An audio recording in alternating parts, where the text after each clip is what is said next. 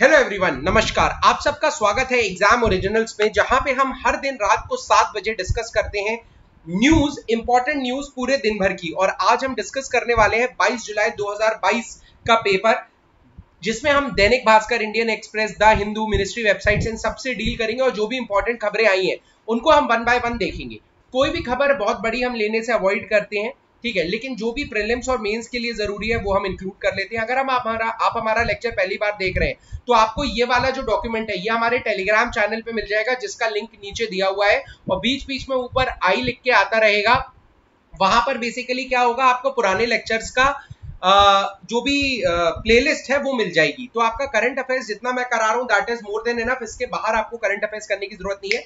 बस आधे घंटे रोज मुझे दे दीजिए, एंटरटेनमेंट का एंटरटेनमेंट और पढ़ाई की पढ़ाई, ठीक है। और एक और चीज मैं फिर से आपको बता दूं, अगर याद नहीं हो तो याद दिला दूं कि हमारे एक तो कोर्सेज चल रहे हैं, फुल कोर्सेज चल रहे हैं, इंग्लिश मीडियम, हिंदी मीडियम, अलग अलग, जिसको डिजाइन किया है संपदा सराफ मैम ने, जो कि एमपीपीएससी रैंक 1 रह चुकी हैं। इसके अलावा जब भी आप करंट अफेयर्स पढ़ें तो दो चीजों का ध्यान दें। सबसे पहला, कोई भी न्यूज पढ़ते समय ये देखें कि क्या ये न्यूज प्रीलिम्स के लिए जरूरी है। सेकेंड, क्या ये न्यूज मेंस में किसी क्वेश्चन के अंदर एग्जाम्पल देने के लिए जरूरी है कि नहीं। बस ये दो चीजें अगर आपने कर ली, आपका, मैं बता रहा हूं, पूरा करंट अफेयर्स प्रॉपरली अलाइंड रहेगा, ठीक है। तो चलिए इसी नोट पे शुरू करते हैं हम आज का लेक्चर, जिसमें पहली खबर आ रही है मध्य प्रदेश से, जहां पर हमने, अब देखो, ये आपके गवर्नेंस का यानी पेपर 2 में पार्ट ए जो है, पेपर 2 में पार्ट ए जो है इलेक्शंस, ठीक है, इलेक्शंस, उसका, यार ये मेरी हैंडराइटिंग इस पेन टैब पे ना बहुत खराब आती है, पता नहीं क्यों। इलेक्शंस फिर से लिखता हूं मैं,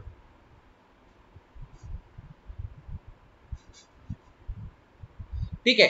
तो इलेक्शंस हो गया, गवर्नेंस हो गया, इससे रिलेटेड है। इस न्यूज में क्या है, देखो, एक जन हो सकता है जबलपुर में भी रजिस्टर्ड हो, थोड़े समय बाद वो ग्वालियर चला गया तो ग्वालियर में भी रजिस्टर्ड हो। अभी इतना तगड़ा सिस्टम नहीं है कि वो ये पकड़ पाए कि सेम आदमी है जो दो जगह। अब देखो, नाम दो लोगों के मोहन सिंह हो सकते हैं, माँ बाप का नाम अलग लिखवा दिया उधर, आप समझ रहे हो, तो दो अलग अलग मोहन सिंह माने जा रहे हैं। बट इसको बोलते हैं डुप्लीकेसी ऑफ वोटर्स। अब क्या होता है, इससे वोटर डुप्लीकेट हो रहे हैं। तो अब क्या किया जा रहा है कि यार, जो आपका वोटर आईडी है ना, वोटर आईडी है, इसको आप आधार के साथ लिंक्ड कर दो। अब आधार तो दोनों लोगों का एक होगा, अगर आधार लिंक हो गया तो ऑब्वियसली यहां भी आधार लग रहा है, यहां भी आधार लग रहा है, तुरंत पता चल जाएगा कि ये दोनों सेम आदमी है।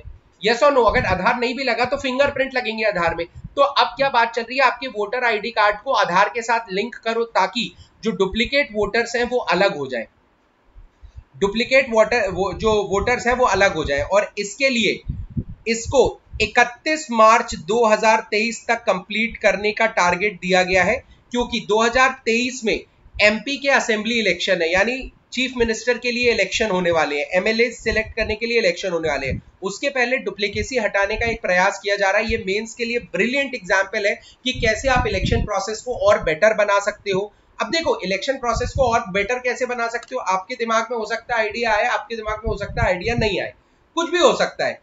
बट अगर आपके दिमाग में कुछ लिख भी रहे हो और इन एग्जाम्पल से आप सपोर्ट कर रहे हो ना, रिसेंटली वी हैव सीन कि ऐसा ऐसा एक प्लान चल रहा है दैट बाय 31 मार्च 2023 तक हमें ऐसा कुछ करना है। हिंदी मीडियम वाले भी लिख सकते हैं, ठीक है। 31 मार्च 2023 तक हमें जो डुप्लीकेट है, डुप्लीकेट वोटर आईडी, उनको हटाना है ताकि एक बेटर इलेक्शन हो सके। गवर्नेंस कंट्री का बेटर होगा, ठीक है। जो आप बोल सकते हो गंदगी है इलेक्शन में वो अलग हो जाएगी। तो ये एक बढ़िया एग्जाम्पल है। अगली न्यूज आ रही है हमारी, जहां पर दैनिक भास्कर की न्यूज है। यहां पर इसरो ने क्या बोला है, इसरो ने एक मिशन की बात की है जिसके बारे में हम सब जानते हैं, जिसका नाम है गगनयान मिशन। गगनयान मिशन में 3 लोगों को स्पेस में लेके जाएगा इसरो का रॉकेट। स्पेस में पहले भी जा चुके हैं लोग, और इनफैक्ट इंडियन ही स्पेस में जा चुके हैं। सुनीता विलियम्स, कल्पना चावला, राकेश सिंह, ठीक है, ये लोग जा चुके हैं। बट क्या इनमें से कोई भी इंडियन रॉकेट में गया है? नहीं।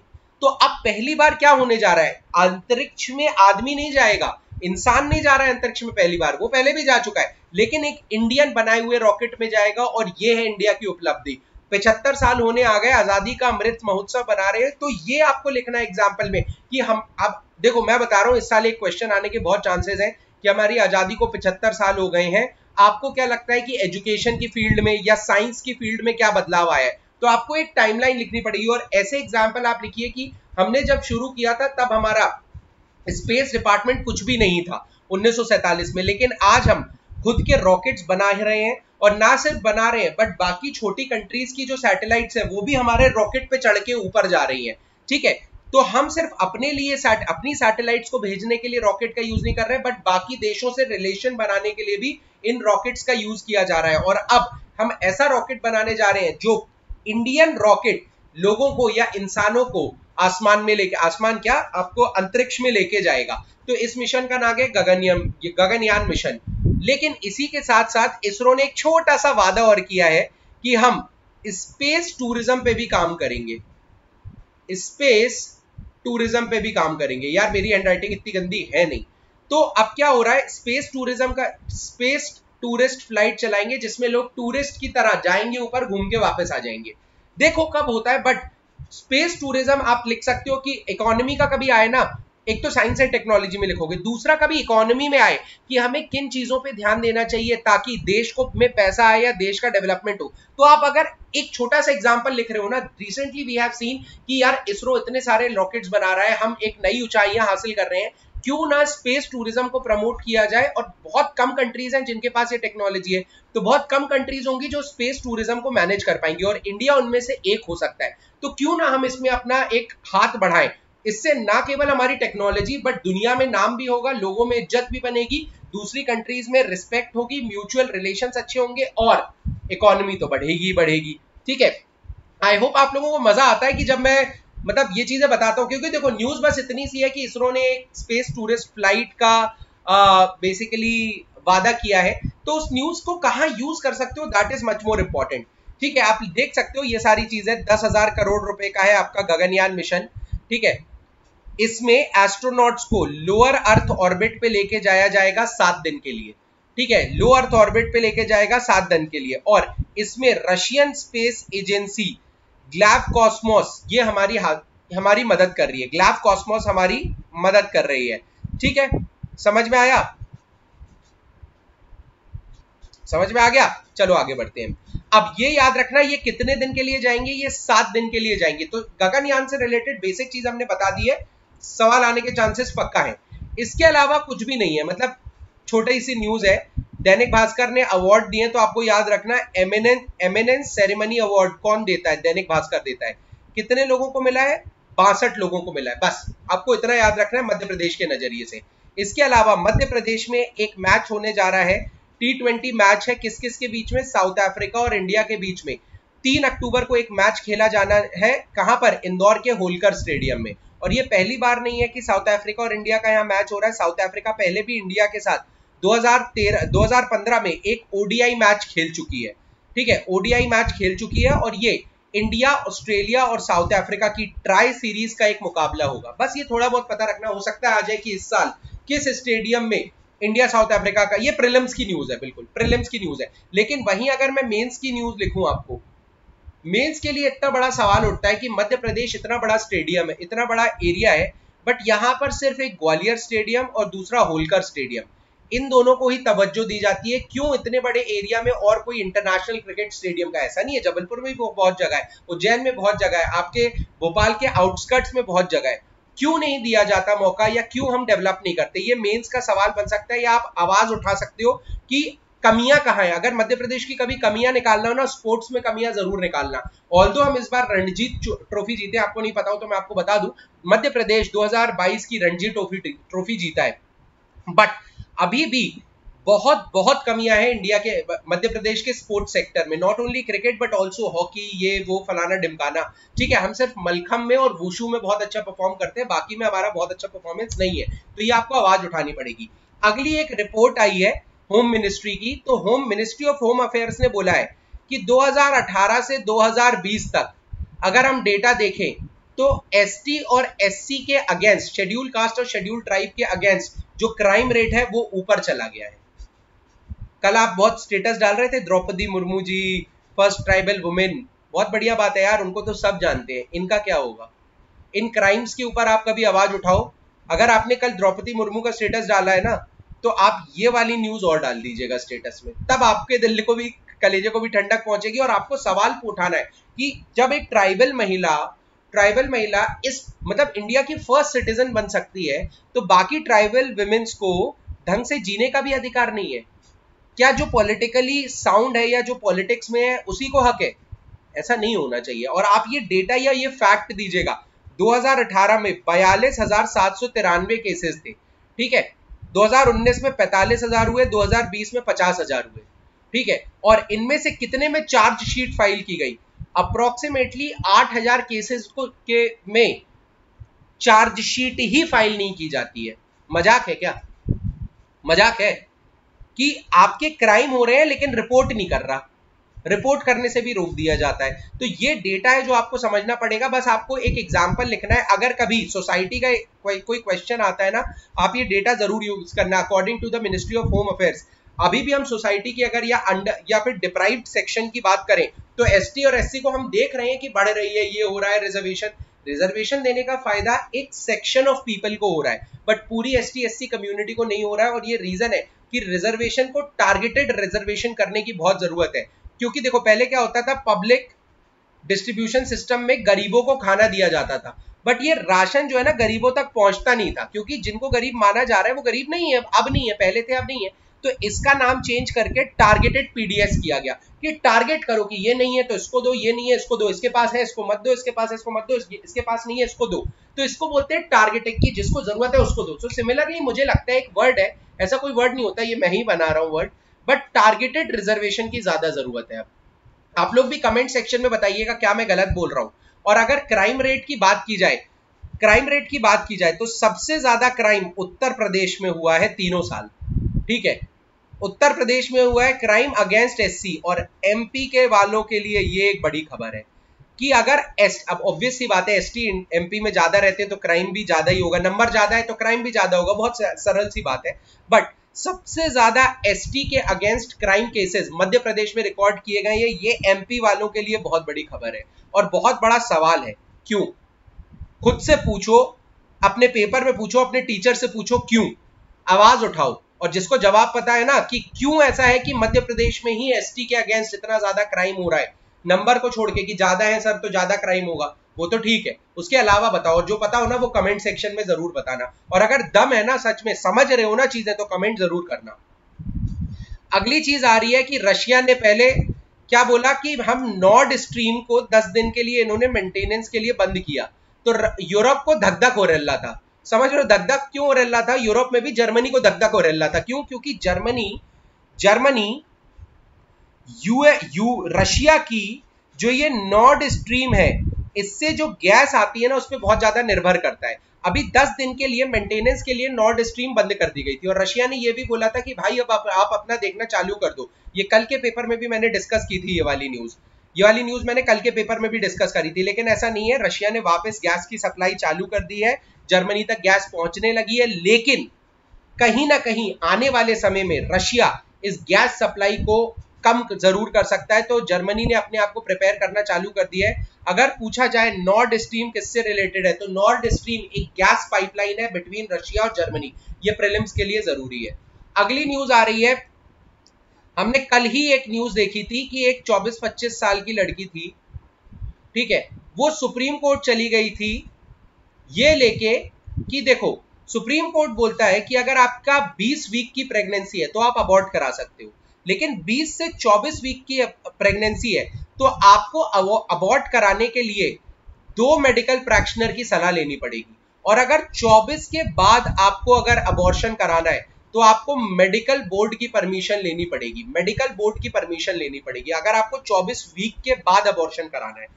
एक लेडी पहुंच जाती है सुप्रीम कोर्ट, बोलती है कि भाई मुझे तो अबॉर्ट कराना है, मेरा तो रिप्रोडक्टिव राइट्स की बात है, मेरा तो आर्टिकल 21 राइट टू लाइफ की बात आ गई है, मैं जी ही नहीं पाऊंगी अगर ये बच्चा हो गया तो। क्यों? क्योंकि पहले रिलेशनशिप में थी ये लड़की, ठीक है, तो पहले ये चल रहा था, लेकिन अब रिलेशनशिप टूट गया तो ये बच्चे को भी इसको अबॉर्ट करना है। तो अब सुप्रीम कोर्ट ने भी ये बोला कि यार अनमैरिड वुमेन है, इसका मतलब ये थोड़ी है कि आप उस पर प्रेगनेंसी थोप दोगे, आप नहीं थोप सकते हो। अगर कोई विमेन को चाहिए है कि दैट शी वांट अबॉर्शन, ठीक है, 24 वीक के बाद भी, तो भी आपको उसकी प्लीज सुननी पड़ेगी। भले ही मेडिकल बोर्ड हो, प्रैक्टिशनर लगाओ, अच्छे फिजिशियन लगाओ, जो भी हो, दैट डजंट मैटर, बट आप उसको ये नहीं बोल सकते हट हट नहीं करेंगे हम, या नहीं है, लॉ में नहीं लिखा है। लॉ में है, सुप्रीम कोर्ट का काम है लॉ बताना। मेडिकल साइंस में अगर ये बोला जाए कि भाई इसकी लड़की की लाइफ को रिस्क है तो बात अलग है, बट लॉ ऐसा नहीं बनाया जा सकता जिसमें ये बोला जाए नहीं आप नहीं अबॉर्ट कर सकते। तो सुप्रीम कोर्ट ने भी यही निर्णय दिया है। मैं आपको बता देता हूं क्या होता है, कल भी हमने बहुत डिटेल में डिस्कस किया था। MTP 1971 medical termination of pregnancy 1971 act था, और अभी 2021 में चेंज किए गए। पहले बोला गया था कि अगर हस्बैंड किसी का छोड़ के चला जाता है तो आप अबॉर्शन करा सकते हो। यहां पर हस्बैंड तो है नहीं इस लड़की का, क्योंकि ये तो अनमैरिड है, लेकिन 2021 में इसमें चेंज कर दिया गया है, हस्बैंड नहीं यूज करते, अब वो वर्ड यूज करते हैं पार्टनर। तो पार्टनर तो चला ही गया भाई, बात तो सही है, उस लड़की की बात बिल्कुल सही है, सही है कि नहीं, बिल्कुल सही है। तो ये चेंजेस आ चुके हैं, और दैट इज भाई ये लड़की सुप्रीम कोर्ट गई और लॉ के हिसाब से इसकी मेडिकल में जो अब अबॉर्शन है वो हो जाना चाहिए, अगर मेडिकली सब कुछ सही है तो।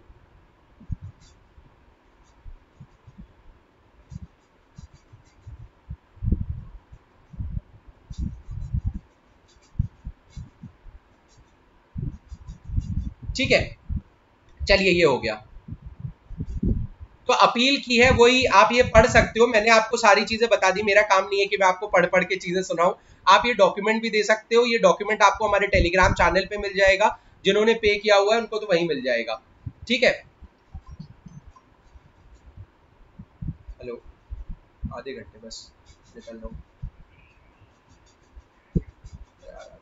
लाइव क्लास नहीं नहीं नहीं, आ जाओ। ठीक है, तो ये आ गई, और सुप्रीम कोर्ट ने भी यही बोला कि यार ये उनकी बॉडी की बात है, ठीक है, उनको मेंटल ट्रॉमा हो रहा है तो ठीक है भाई, अगर मेडिकली सेफ है तो we can go for it. ये न्यूज याद रखना, मजाक नहीं है ये न्यूज, ठीक है, ये कहीं ना कहीं इंडिया के डेवलपमेंट का प्रतीक है। ठीक है, इसके बाद नीति आयोग एक इनोवेशन इंडेक्स देता है कि कोई भी स्टेट किस तरह इनोवेट कर रही है। कर्नाटक गया तेल लेने, ये देखो लो परफॉर्मिंग, मध्य प्रदेश 13वें नंबर पे आता है, मिड परफॉर्मिंग आप बोल लो। सबसे पहले नंबर पे आता है कर्नाटका। ठीक है, तो आपको प्रीलिम्स के लिए क्या सवाल है कि इनोवेशन इंडेक्स कौन देता है, नीति आयोग देता है। फर्स्ट रैंक किसकी आई है, कर्नाटका की। एमपी की कितनी रैंक आई है, 13। ये तीन चीजें आपको याद रखनी है बस, इसके अलावा कुछ याद नहीं रखना है। दूसरा, आपको मेंस के लिए ये याद रखना है, मेंस में आपको सवाल उठाना है कि क्यों एमपी इतना नीचे, क्यों इनोवेशन नहीं होता है। इनोवेशन करने के लिए आप देखोगे बहुत सारी स्कीम है, इनफैक्ट नीति आयोग की एक स्कीम होती है अटल टिंकरिंग लैब, ये स्कूलों में लगाई जाती है अटल टिंकरिंग लैब, ताकि बच्चे इनोवेशन कर सके। अगर आप ये अटल टिंकरिंग लैब ही ढंग से लगा दोगे ना मध्य प्रदेश में, इतने इनोवेशन होने लगेंगे छोटे छोटे कि मध्य प्रदेश की रैंक अपने आप ऊपर बढ़ने लगेगी, और ये चीजें मध्य प्रदेश को ऊपर लेके जाएंगी। आप समझ रहे हो, मैं बता रहा हूं, लड़ाई झगड़ा रिजर्वेशन ये नहीं लेके जाएगा मध्य प्रदेश को कभी ऊपर। लॉजिकली सोचो, और अगर आप एग्जाम में ये लिख रहे हो, जितना आपको दिल को छुई है ना ये वाली बात, ऐसे ही आप अगर एग्जाम में लिख के आओगे ना, एग्जामिनर को दिल को भी छुएगी कि इनोवेशन की जरूरत है। कैसे इनोवेशन करेंगे, छोटी छोटी लैब्स लगाओ, स्कूलों में लैब्स लगाओ, बच्चों से प्रैक्टिकल असाइनमेंट करवाओ, बच्चे कहीं ना कुछ तो इनोवेशन करेंगे यार। अब नहीं करेंगे तो कब करेंगे, काय के लिए होता है बच्चा, सिर्फ ठूसने के लिए थोड़ी होता है। ठीक है, तो ये चीज याद रखिएगा। ठीक है, पहले नंबर पे कर्नाटका है, दूसरे नंबर पे 13वें नंबर पे मध्य प्रदेश है, बस आपको इतना याद रखना है। ठीक है, और इसी के साथ साथ उड़ीसा और बिहार की अगर बात की जाए, उड़ीसा, बिहार और छत्तीसगढ़ ये तीनों काफी नीचे हैं। ठीक है, ये लास्ट रैंकिंग है, उसका रीजन ये है कि एक तो हर स्टेट को रैंक नहीं किया जाता, दूसरी कई स्टेट फर्स्ट पे भी होंगी, तो ऐसा मत देखो कि 28 29 होना चाहिए। ये तीन लो परफॉर्मिंग स्टेट है, और एमपी भी उसी में आता है। एमपी भी काफी नीचे परफॉर्मिंग में आता है, 13वां, मतलब 17 तो टोटल है, 13वें नंबर पे एमपी है। आवाज जरूर उठाना। इसके बाद ये न्यूज पढ़ने की कोई भी जरूरत नहीं है, ये आती जाती रहती है। इकोनॉमी की कोई भी न्यूज हो ना, वो मंथ एंड पे पढ़ो या ईयर एंड पे पढ़ो। फिक्की ने ये बोला, डेवलपमेंट हो गया, इस पीरियड के लिए, 1 महीने के लिए, 2 महीने के लिए, कोई काम का नहीं होता ये 1 महीना 2 महीना। ठीक है, 1 महीना 2 महीना कोई भी काम का नहीं होता है। हेलो, हाँ, कौन बोल रहा है? ठीक है, चलो, इसके बाद आता है यार, एक दिक्कत है, तुम लोग अगर इसका सोल्यूशन दे पाओ तो। मेरे फोन में कभी कॉल आ रहे हैं ना, तो भले ही नोन नंबर से आ रहे हैं लेकिन अननोन लिख के आता है, कभी कभी नाम लिख के आ जाता है बट कभी कभी अननोन आता है। मतलब मेरी मम्मी का फोन आ रहा था, अननोन, मम्मी बोलती है हेलो, मैं बोलता हूँ कौन, मम्मी, फिर बोलता मम्मी, तो मम्मी, अपनी मम्मी बहुत सटा है, अच्छा कौन आ गई जो मम्मी को ही भूल गए, किसने जादू कर दिया मेरे लड़के पे। तो मतलब शी इज लाइक, लेकिन आप समझ रहे हो कि ये भाई सोल्यूशन हो किसी के पास तो बताना, मैं देख चुका हूँ बट ऐसा कुछ मिल नहीं रहा। उसमें क्या होता है, कॉल आता है ना तो अननोन लिख के आता है बस, और मिस हो जाए ना तो पता भी नहीं चलता किसका कॉल है। ठीक है, तो आप ये देख सकते हो, ये न्यूज कोई बहुत जरूरी नहीं है, आप पढ़ना चाहो तो पढ़ लो। इसके बाद स्टैंडर्ड एंड पुअर की ग्लोबल रेटिंग के हिसाब से हमारा जो बैंकों की नॉन परफॉर्मिंग एसेट्स है, नॉन परफॉर्मिंग एसेट्स के पहले एक बहुत इंपॉर्टेंट चीज समझो। आई डोंट नो कि आपको ये दिख रहा है कि नहीं दिख रहा है, लेकिन मैं अपना चेहरा यहां से अलग कर लेता हूं ताकि आपको ये दिखने लगे, क्योंकि ये इंपॉर्टेंट चीज है। देखो, अगर कोई बैंक लोन देता है किसी को, ध्यान से समझ लेना, क्रीम बता रहा हूं, कोई लोन देता है अगर बैंक किसी को, तो उसको दो भागों में डिवाइड किया जाता है, एक अच्छा लोन, एक बुरा लोन। बुरा लोन वो जो बैंक को वापस नहीं मिल रहा, अच्छा लोन वो जो बैंक को वापस मिल जाता है। अच्छे लोन को बोला जाता है स्टैंडर्ड एसेट्स, जो बुरा लोन है उसको बोला जाता है नॉन परफॉर्मिंग एसेट्स। ठीक है, अब कैसे डिसाइड होगा, तो कोई भी चीज अगर पेमेंट करनी है, अगर मैंने लोन लिया है, मेरी डेट आज है, अगर आज से 90 दिन तक मैं पेमेंट नहीं कर रहा हूं, 90 दिन तक मैं पेमेंट नहीं कर रहा हूं, तो मेरा नाम पे आ जाएगा कि मैं एक नॉन परफॉर्मिंग एसेट है या नॉन परफॉर्मिंग लोन है।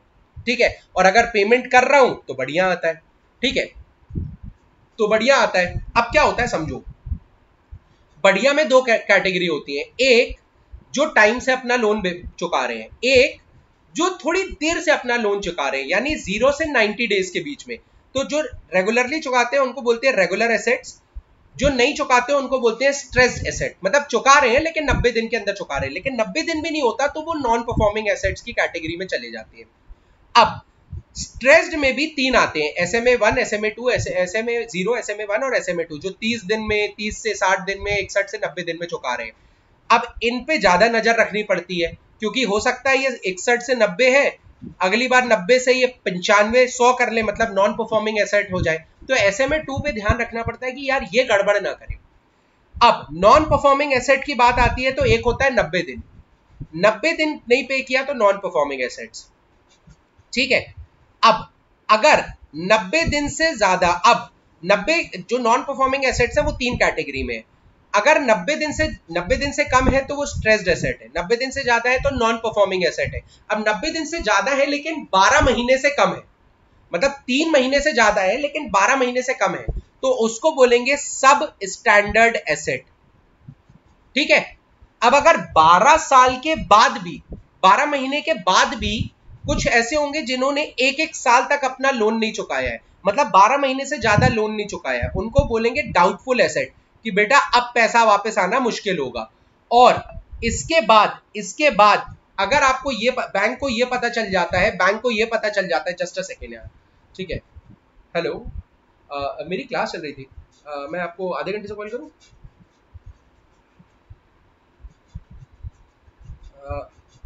बताइए।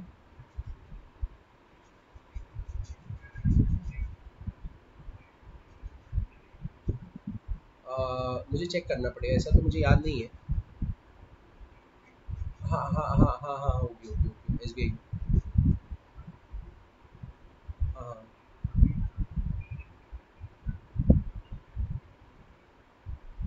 नहीं, उसमें क्या मतलब TDS नहीं कटाएगा इसका? जीरो है? ठीक है, तो आप, हाँ, ठीक है, ओके कूल कूल। मैं आपको थोड़ी मतलब कल करूँ कॉल या आज आपको ही करूँ? हाँ आप बना दो, मतलब अपने हिसाब से आप बना देना वो, मैं लाइव हूँ, मैं बात में। ठीक है, अब क्या होता है, अगर ये भी नहीं रिकवर हो पाया तो निपट जाती है, फिर नॉन रिकवरेबल या लॉस एसेट में चला जाता है वो। ठीक है, चलिए, मुझे ये चीज समझ में, आपको ये चीज समझ में आ गई। तो अब यही बोला है कि जो NPA है या नॉन परफॉर्मिंग एसेट्स है ना, वो कम होंगे। अभी बहुत ज्यादा है, 6.5 7% तक छुआ है, लेकिन मार्च 2024 तक 5 से 5.5 की कैटेगरी में आ जाएगा। इनफैक्ट इस साल मार्च 2022 में ये 5.9% पे था, हमेशा 5.9 के ऊपर ही रहता था 6 सालों से, लेकिन ये कम होता हुआ दिखाई दे रहा है। तो ये एक अच्छी चीज है, ये आप इकोनॉमी में यूज कर सकते हो, ठीक है, बैंकिंग में यूज कर सकते हो, डेवलपमेंट में यूज कर सकते हो कि नॉन परफॉर्मिंग एसेट्स बेटर हो रहे हैं तो कहीं ना कहीं हम और लोन दे पाएंगे, क्योंकि अगर रिकवरी अच्छी होगी तो लोन भी ज्यादा होंगे। अगली न्यूज आती है, काफी लंबा हो गया है लेक्चर, ठीक है, कि WHO अफ्रीकन नेशन में मलेरिया की पहली वैक्सीन देने जा रहा है। इस न्यूज का भी कोई मतलब नहीं है, क्योंकि जब दे देगा तब बेटर न्यूज आएगी और बेटर वे में प्रेजेंटेड होगी, ठीक है। तो आप पढ़ना चाहो हल्की फुल्की, यार याद रखो कि मलेरिया की वैक्सीन आ गई है, ये वो चीजें आप समझ रहे हो, थोड़ा सा एटीट्यूड में रहो कि यार ऐसा कुछ चल रहा है, ठीक है। इसके अलावा हमने पिछले कुछ दिनों में देखा था क्या हो रहा था, इंडिया है, इंडिया में फॉरेनर अगर है तो फॉरेनर दो तरीके से इन्वेस्ट करता है। एक होता है इंडियन कंपनी के शेयर खरीदना, उसको बोलते हैं फॉरेन पोर्टफोलियो इन्वेस्टमेंट, ये कभी भी डाला और कभी भी निकाला जा सकता है। दूसरा होता है कि ये फॉरेनर खुद बढ़िया चल के आए, ठीक है, चल के आने के बाद ये अपना समय दे, अपने रिसोर्सेज दे, अपनी टेक्नोलॉजी दे, अपने लोग लेके आए और किसी इंडियन कंपनी के साथ मिलके खुद एक फर्म रन करे, ठीक है। इसको बोलते हैं फॉरेन डायरेक्ट इन्वेस्टमेंट। यहां पर फॉरेनर का एडमिनिस्ट्रेशन में भी पार्ट रहता है, यहां का फॉरेनर का एडमिनिस्ट्रेशन में कोई पार्ट नहीं रहता, फॉरेनर सिर्फ पैसे लेता है। तो एफपीआई क्या होता है, कभी भी निकाल सकते हैं अपना पैसा, एफडीआई यूजुअली निकालते नहीं अपना पैसा, क्योंकि ऐसे नहीं निकाल सकते। फैक्ट्री बनाई है, जैसे मारुति सुजुकी है, तो ये सुजुकी एक तरीके से एफडीआई है, फॉरेन डायरेक्ट इन्वेस्टमेंट है, directly they are investing into Maruti. समझ में आ रहा है, ठीक है। तो अब क्या हो रहा था, फॉरेन पोर्टफोलियो इन्वेस्टर्स अपना पैसा बाहर निकाल रहे थे। अब अगर ये अपना पैसा बाहर निकालेंगे, इनको चाहिए डॉलर, क्योंकि इन्होंने डॉलर में लगाया है पैसा, तो इनको चाहिए डॉलर। तो इंडियन मार्केट से डॉलर बाहर निकल रहा है, रुपए उतना ही है, डॉलर मार्केट से बाहर निकल रहा है। तो डॉलर कम हो रहा है तो डॉलर की इज्जत बढ़ जाएगी, डॉलर की इज्जत बढ़ जाएगी तो रुपए की इज्जत कम हो जाएगी, रुपए की इज्जत कम हो जाएगी तो हम क्या बोलेंगे, डेप्रिसिएशन ऑफ करेंसी। मतलब पहले जो $1, पहले ये $1 है, ठीक है, और ये मान लो 70 रुपए है, ठीक है, ये स्केल है। अब अगर डॉलर कम हो गया मार्केट में, डॉलर कम हो गया, तो अब $1 की वैल्यू कितनी हो जाएगी, आप ये समझ लो $1 की वैल्यू कितनी हो गई, इससे ज्यादा हो गई, जो पुरानी वैल्यू थी ना उससे ज्यादा हो गई, इस तरीके से समझो। तो डॉलर की वैल्यू बढ़ गई, डॉलर की वैल्यू बढ़ गई, क्योंकि अब देखो मैं आपको बता रहा हूं कैसे हो रहा है। मान लीजिए कि ये रुपए है, ये डॉलर है, डॉलर मार्केट से खींच लिए तो डॉलर की इज्जत बढ़ गई। तो अगर डॉलर की इज्जत बढ़ गई तो डॉलर अब ज्यादा रुपयों के बराबर है, ज्यादा रुपयों के बराबर है। तो अगर रुपी बढ़ रहा है, रुपी वर्सेस डॉलर में रुपी बढ़ रहा है, तो इसका मतलब है कि हम बोलेंगे कि रुपया गिर रहा है या डिप्रिशिएट हो रहा है। अगर $1, आप ये चीज समझ लो, बहुत लोगों को कंफ्यूजन होता है, $1 70 रुपए का है, अब $1 80 रुपए का है, तो हम ये नहीं बोलेंगे कि रुपया बढ़ गया, हम बोलेंगे रुपया गिर गया, ठीक है। क्यों, क्योंकि $1 की कीमत अब 80 रुपए है, ठीक है, हमारी वैल्यू कम हो गई ना, तभी तो अब मुझे 80 रुपए देने हैं $1 के लिए, पहले मैं 70 रुपए देता था। सो दैट इज वाई क्या होता है, जैसे ही फॉरेन पोर्टफोलियो इन्वेस्टर्स अपना पैसा खींचते हैं, डॉलर मार्केट से बाहर जाता है, डॉलर मार्केट से बाहर जाता है तो रुपी डॉलर का बैलेंस बिगड़ता है, डॉलर कम होता है तो रुपी की वैल्यू भी कम हो जाती है, रुपी की वैल्यू डिप्रिशिएट होती है, क्योंकि डॉलर की वैल्यू इंक्रीज होती है, ठीक है। लेकिन अब क्या हो रहा है, एफपीआई वापस अपना पैसा इंडिया में लेके आ रहे हैं, और ये न्यूज बहुत बढ़िया है कि 799 करोड़ का इनफ्लो देखा गया है, इनफ्लो देखा गया है, ठीक है। तो फॉरेन पोर्टफोलियो इन्वेस्टर्स वापस इंडिया में आके इन्वेस्ट करना चालू कर रहे हैं। अब अगर वापस इन्वेस्ट करेंगे तो डॉलर आएगा, डॉलर आएगा तो रुपया की वैल्यू कम होगी, यानी रुपये की वैल्यू नहीं, रुपये का जो नंबर है वो कम होगा, ठीक है। तो रुपए का नंबर जो 80 के ऊपर था, अब चल के ये कम होके ये 79.95 आ गया, जो कि एक अच्छी बात है, ठीक है, क्योंकि रुपए का अगर नंबर कम हो रहा है मतलब वैल्यू बढ़ रही है, ठीक है। ये न्यूज आप पढ़ लेना, वैसे ही लेट हो चुका है, थ्योरेटिकल न्यूज है। अब जल्दी से देख लेते हैं। पहली न्यूज है कि 15वीं president of India Droupadi Murmu चुनी गई हैं, ठीक है, और इनका ये किस ट्राइब से बिलोंग करती हैं, ये संथल ट्राइब से बिलोंग करती है, और इनका जन्म कहाँ हुआ था, मयूरभंज ओडिशा में हुआ था, और ये किस पार्टी से है, ये एनडीए की क्या बोलेंगे, कैंडिडेट थी, एनडीए की कैंडिडेट थी, ठीक है। अगला है मारबर्ग। मारबर्ग डिजीज के बारे में भी हमने डिस्कस कर लिया था। मारबर्ग डिजीज जर्मनी में पैदा हुआ था, जर्मनी में पैदा हुआ था पहली बार 1967 में ये जर्मनी में देखा गया था, लेकिन अभी अभी इसके केसेस अफ्रीका में मिलना चालू हो गए हैं, अफ्रीका में मिलना चालू हो गए हैं। ठीक है, समझ में आ गया। और ये मारबर्ग जर्मनी में ओरिजिनेट हुआ था। इसके बाद कालेश्वरम लिफ्ट प्रोजेक्ट से रिलेटेड एक न्यूज है। तो देखो आपको ना ये आएगा कि कालेश्वरम लिफ्ट प्रोजेक्ट किस नदी पे बना हुआ है, तो ये गोदावरी नदी पे बना हुआ है। ठीक है, गोदावरी नदी पे बना हुआ है, और ये प्राणहिता नदी और गोदावरी नदी के जॉइंट जहां पे होती हैं, कॉन्फ्लुएंस होता है, वहां से स्टार्ट होता है। ठीक है, इसका लिफ्ट इरिगेशन प्रोजेक्ट का मतलब होता है कि पानी यहां बह रहा है, आपने पंप लगा के ऊपर फेंका और ऊपर फेंका और ऊपर फेंका, और यहां पे पानी बहाना चालू किया, इसको बोलते हैं लिफ्टिंग ऑफ वाटर। और ये है मल्टी स्टेज लिफ्टिंग, यानी 2-3 बार हम लिफ्ट कर रहे हैं। मतलब पहले यहां, फिर 50-60 किलोमीटर एक और बार लिफ्ट करेंगे, फिर 50-60 किलोमीटर 100 किलोमीटर बाद एक और लिफ्ट करेंगे, तो वो पूरा एक मल्टी लिफ्ट इरिगेशन प्रोजेक्ट हो जाता है। ये लिफ्ट इरिगेशन प्रोजेक्ट है, मतलब ऐसे नदी आ रही होगी, इन्होंने ऐसे करके लिफ्ट किया और अब नदी यहां से बहेगी। ठीक है, तो ये गोदावरी नदी पर है, गोदावरी नदी पे आपको ये चीज पता होनी चाहिए बस। ठीक है, इतना आपको पता होना चाहिए। और किस रीजन में है, ये तेलंगाना रीजन में, बस ये आएगा कहां पर है, कितना है, क्या है, कैसा है। ठीक है, बस। हेलो हेलो हेलो, हाँ क्लास चल रही है, क्लास। हाँ हाँ, ओके, क्लास चल रही है, ओके, क्लास। ठीक है, तो Kaleshwaram lift irrigation project Telangana में है, गोदावरी नदी पे है, और लिफ्ट इरिगेशन प्रोजेक्ट का क्या मतलब होता है ये भी मैंने आपको बता दिया। चलिए आगे चलते हैं। Antarctica bill. अंटार्कटिका बिल जो है 1 अप्रैल 2022 को इंट्रोड्यूस किया गया। ये क्या करेगा, एक कमिटी बनाएगा, और जो भी लोग अंटार्कटिका जा रहे हैं ना, उनको ठांस के रखेगा, भाई एनवायरमेंट का ध्यान रखना है, अपने जितने भी प्रोजेक्ट्स होंगे वहां पर उन चीजों को कैसे एग्जीक्यूट करना है ताकि एनवायरमेंट ना खराब हो। ठीक है, कोई भी हमारी पेट्रोल जा रहा है, वेसल जा रहा है, आदमी जा रहा है, एयरक्राफ्ट जा रहा है, सबकी ट्रेनिंग ये बिल के तहत एक कमिटी देगी। उस कमिटी को स्टैब्लिश करने के लिए ये बिल लोकसभा में लाया गया है। ठीक है, ये बिल क्या करता है कि आपको ट्रेनिंग देनी है। ठीक है, कोई न्यूक्लियर एक्सप्लोजन नहीं करोगे, कोई सॉइल खराब नहीं करोगे, गार्बेज नहीं फेंकोगे, सिंपल सी चीज है। आप एनवायरमेंट में अगर एक अच्छा एग्जाम्पल लिखना है करंट के नजरिए से, तो आप ये बिल्कुल लिख सकते हो। कालीबेन रिवर का आप देख सकते हो, कालीबेन रिवर कुछ नहीं है, होशियारपुर से निकलती है और बियस और सतलज में आके मिल जाती है। इसको काली इसलिए बोला जाता है क्योंकि बहुत सारा इंडस्ट्रियल वेस्ट इसमें आके मिलता है, तो उसका पानी काला हो जाता है। और गुरु नानक देव, ये माना जाता है कि इस नदी में गुरु नानक देव जी ने भी डुबकी लगाई है या फिर गायब हुए और तीसरे दिन निकल के आए थे ये। ठीक है, और जिसके बाद उन्होंने सिख रिलीजन का मूल मंत्र दिया था। तो आप ये कर सकते हो, कल्चर के लिए इंपॉर्टेंट है, बाकी ठीक है। राजा सिफोजी और शिवाजी, तो क्या हुआ था मैं आपको एक बता देता हूं। एक तो थंजावुर पेंटिंग के बारे में समझ लो क्या होता है।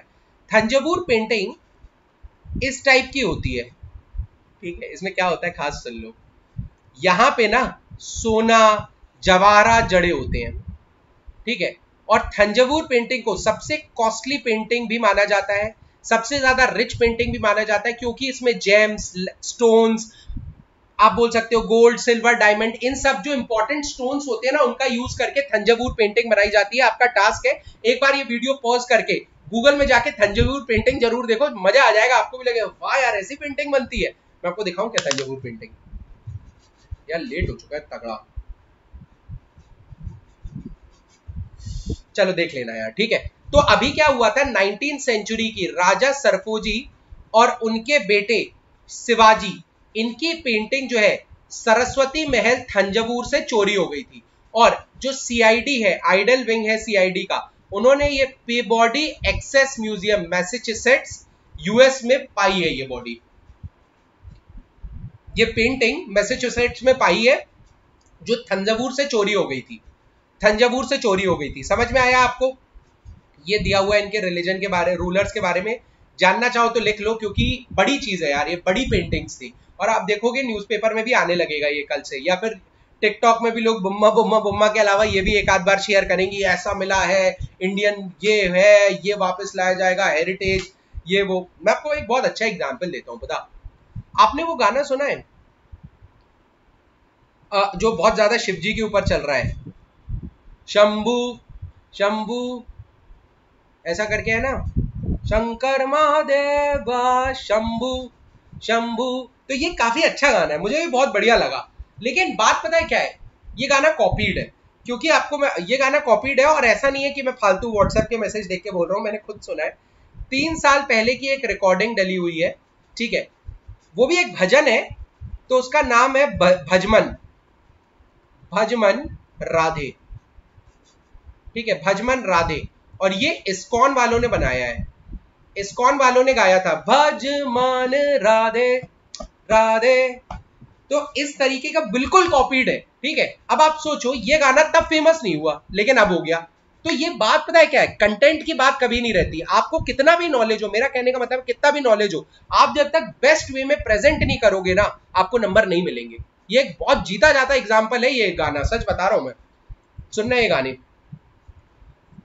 रुपी unlikely to get major tailwind, ये भी वही है कि बहुत ज्यादा नहीं बढ़ेगा, गिरेगा, चलता रहता है, ये कोई बड़ी चीज नहीं है, ठीक है। यहाँ पे हमारा लेक्चर खत्म होता है। Thank you guys for watching the video, hope you have enjoyed the lecture, ठीक है। डेली आधे घंटे बस मुझे दे दिया करो, मैं आपका मतलब बढ़िया करंट अफेयर्स भी होगा, बातें भी होगी, कंसेप्ट्स भी होगा। और अगर आप हमारा फुल कोर्स लेना चाहते हो जिसमें मैं 4 सब्जेक्ट पढ़ा रहा हूँ और बाकी की सारी फैकल्टी भी फिनोमिनल पढ़ा रही है, तो नीचे दिए गए नंबर पे आप व्हाट्सएप करके अपनी डेमो क्लास बुक कर सकते हो। इसके अलावा आपके हमारी मेंस आंसर राइटिंग है, मेंस आंसर राइटिंग आपको पता है कि मैं मेंस किस तरीके से पढ़ा रहा हूँ, या हम यही चेक करते हैं कि आपके मेंस के आंसर में क्या चीजें हैं, एग्जाम्पल है, ओपिनियन है, फैक्ट है, रिपोर्ट है, नहीं है, आपने अपने आप को अच्छे से एक्सप्रेस किया है, नहीं किया है। क्योंकि देखो, अगर टॉप करना है ना, आंसर सिर्फ पता नहीं होना चाहिए, आंसर को प्रेजेंट करना आना चाहिए, जो कि हम शायद आपको सिखा सकते हैं, हमें लगता है। और आपको लगता है कि हम आपको सिखा सकते हैं, तो जल्दी से आ जाइए। कॉस्टिंग बहुत ज्यादा नहीं होती हमारे यहाँ की, 23,000, 25,000, 27,000 यही है हमारे फुल कोर्स का प्राइस, जिसमें आपको बुक्स भी मिलेंगी, प्री मेंस लेक्चर्स भी मिलेंगे, आपको 20,000 एमसीक्यू भी मिलेंगे सॉल्व करने के लिए, डेली आंसर राइटिंग भी सिखाएंगे हम आपको, डेली करंट अफेयर्स भी मिलेगा, डेली करंट अफेयर्स का पीडीएफ भी मिलेगा, कंप्लीट नॉलेज सिर्फ हमारे यहाँ से मिलेगी, ठीक है। और क्वालिटी में कभी कॉम्प्रोमाइज नहीं होगा, ये मेरी गारंटी है। Thank you and all the best, bye bye.